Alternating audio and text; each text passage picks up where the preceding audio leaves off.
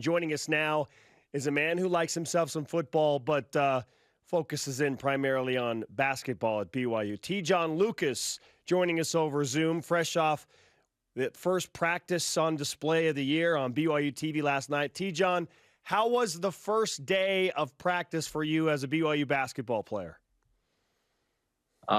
It was everything I expected it to be. High energy out there.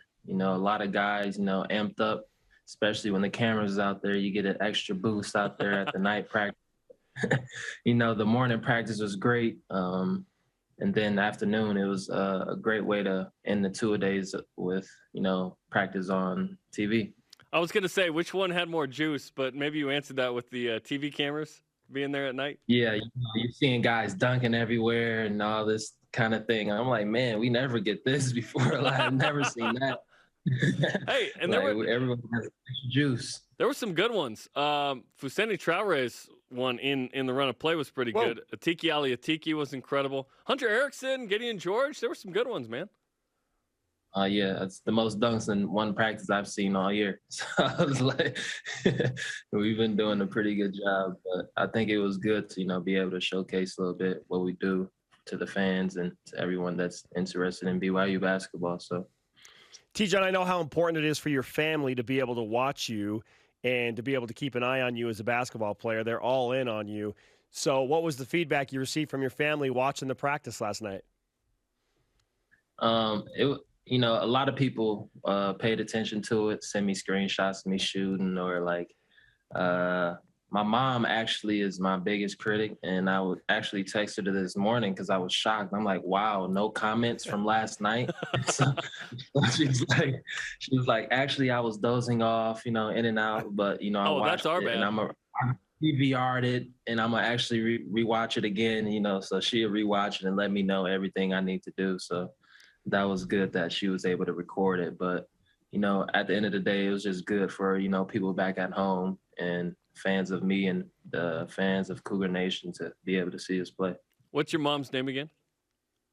Marie. She goes by Marie. Listen, if Marie's dozing off, that's my fault and Tyler's fault. So we got to sync that up. We got to get that better so that no one's dozing off throughout the season. No, but she had a long day. She had a long day. It had nothing to do with you. Listen, we'll just control what we can control her.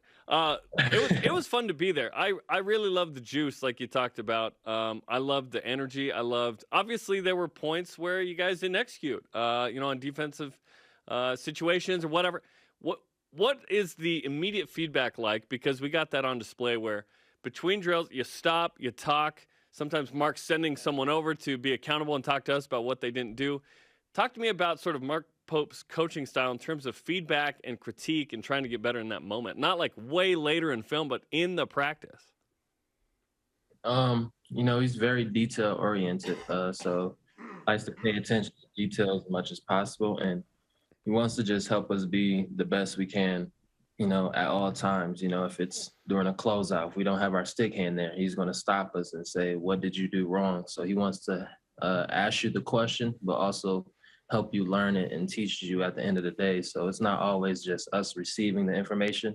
He likes to ask us questions to, see what we were thinking, and then we can go from there. But like you said, getting that feedback on the fly is something that, can help us out, just change it, get better at the next time we go through it. If you've seen transition defense, we went through it the most times I've been here just because we just didn't get it right. And we were messing up on different things, but, we were just trying to get it 100% correctly because, it's one small mistake could cost you, one game or the championship and a conference championship or even the NCAA tournament. BYU basketball transfer guard T-John Lucas with us on BYU Sports Nation. I know you've played on a number of teams, and it's still early with BYU, but what impression does this BYU team give you that is different than the other teams that you've been a part of? Man, I can say we've been locked in together so well, and as you've seen, the energy, that's not the only practice we have energy in. Every energy and workout we've played in has been, above and beyond something I've seen. It's we are already connecting. Coach even said it's one of the best fall workouts we've had. this year, and it's one of the best fall workouts I've seen. And I just think everybody's bought into the common goal of winning. And that's what's the most important, and that's what takes care of a lot of things is when you win.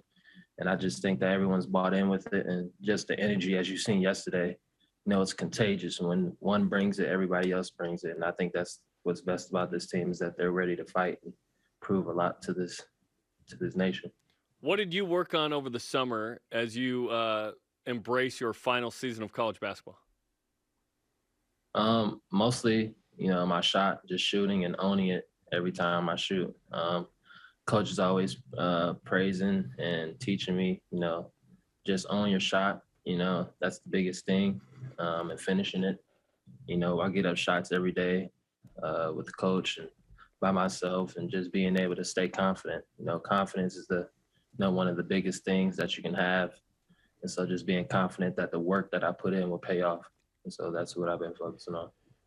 We heard your roommates with Seneca Knight, and now this is the time for you to kind of reveal what type of a roommate he is like. So tell us all about Seneca. What's he like as a roommate?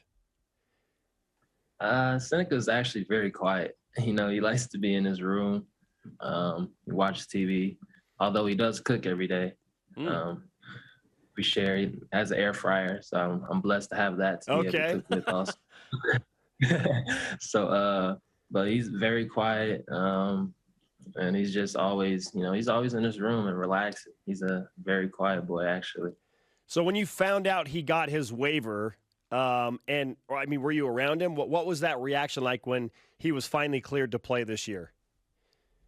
So we were actually at a golf outing this past, I think it was Friday, and we were sitting there talking. He was saying like, man, I can't wait till you get this waiver. Hopefully I get it. He's been talking about it. I'm like, we was joking around in the office last week, like, man, hopefully I get to tell you about your waiver like you told me. Because I didn't even know that I got cleared until Seneca walks in the gym like, hey, congratulations, man. I'm like, about what?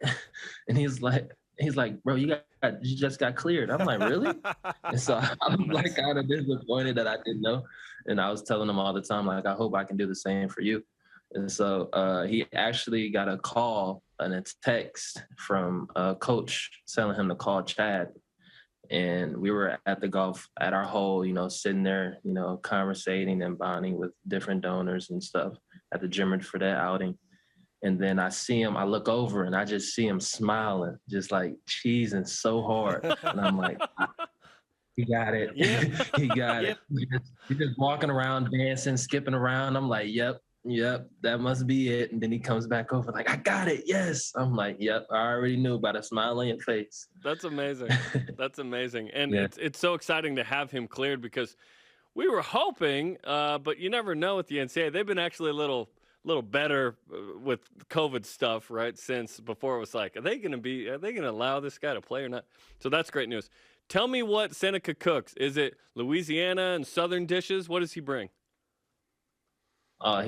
He'll make it all. He loves spicy food. So like the Slap Your Mama spicy seasoning, that's his favorite go-to. So like anything that he has, he likes to season that up. What else? He makes a lot of, quesadillas and whatever sandwich I'm like making, he makes, honestly.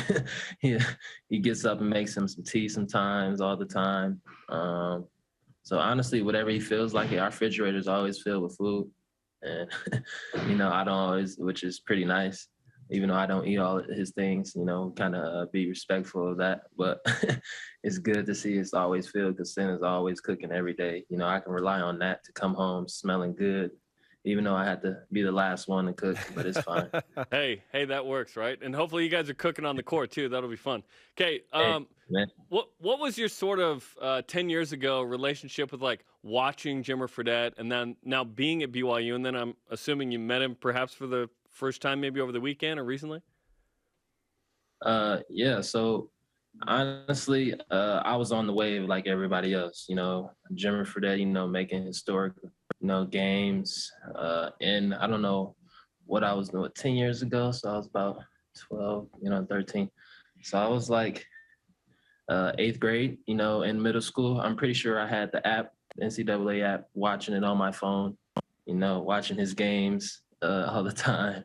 And then I also remember the Jimmer for that dance, like teach me how to Jimmer Yeah, and all those things. So that was pretty big where I was from. And, just, him dropping 40 on Kawhi Leonard, who's one of the best defenders now in today's game, which is crazy. And he was kind of like a Steph Curry before Steph. So, Yep. it was big, being able to be at his outing, meeting his family, his sister, his brothers, and stuff like that. And it was pretty good. You're getting a firsthand experience of what BYU fans are like, not just as a 12-year-old, but right now, T-John. We can't wait for you to play in the Marriott Center and play in front of a packed house. It's going to be a lot of fun. Man, can't wait. I'm super excited. We appreciate the time, my friend. We'll talk to you soon. All right, talk soon. Thank you, guys.